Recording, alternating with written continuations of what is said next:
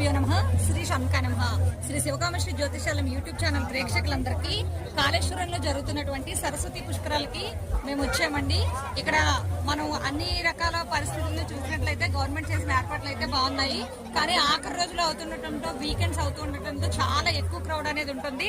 Traffic లో కూడా చాలా మంది జామ్ అయిపోతున్నారు. అలాగే మేము కూడా 5 కిలోమీటర్స్ దాటడానికి నియర్లీ 5.5 అవర్స్ అనేది పట్టింది. కానీ చాలా మంది ఈ పుష్కరాల్లో స్నానం చేయాలి, ఖచ్చితంగా సరస్వతీదేవి యొక్క కటాక్షం వాళ్ళ మీద, వాళ్ళ పిల్లల మీద ఉండాలి అనేటటువంటి ఆకాంక్షతో ప్రతి ఒక్కరు కూడా ఇక్కడ సరస్వతి ఘాట్కి వచ్చి స్నానాలు అనేవి ఆచరిస్తున్నారు. మేము వచ్చేసరికి కూడా చాలా నైట్ అయిపోయింది. మీరు చూడొచ్చు ఇక్కడే ఎందుకు చేస్తున్నారు అనేదానికి మన ప్రవచనకారులు, మన పెద్దలు అందరూ తెలియజేసినటువంటి విశేషం ఏంటంటే, కాళేశ్వరంలో కాళేశ్వరుడు, ముక్తేశ్వరుడు 2 లింగాలు ఒకే పానమట్టం మీద మనకి ఇక్కడ కాళేశ్వరం యొక్క దేవస్థానంలో ఖచ్చితంగా కనిపిస్తాయి. వాటిని కూడా చూడాలి.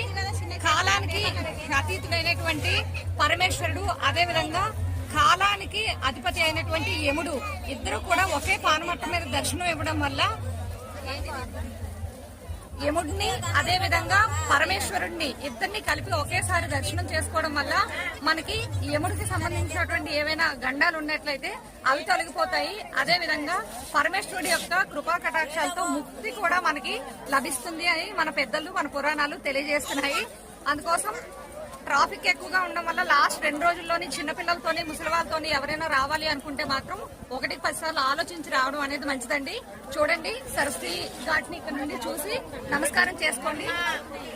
అదే విధంగా ఇదే కాళేశ్వరంలో త్రివేణి సంగమంలో స్నానం చేయలేదని ఎవరు బాధపడద్దు. 2027 సంవత్సరంలో ఇక్కడ గోదావరి నది కూడా పుష్కరాలు ఇక్కడే జరుగుతాయి. ఇక్కడ కూడా కాళేశ్వర ముక్తేశ్వర లింగాన్ని అప్పుడు కూడా మీరు దర్శనం చేసుకోవచ్చు.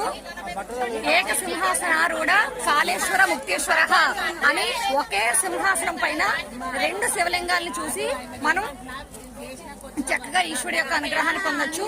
ఇలాంటి మరిన్ని వీడియోస్ కోసం శ్రీ శివకామేశ్వరి జ్యోతిషాలం యూట్యూబ్ ఛానల్ ని సబ్స్క్రైబ్ చేయండి, లైక్ చేయండి, షేర్ చేయండి.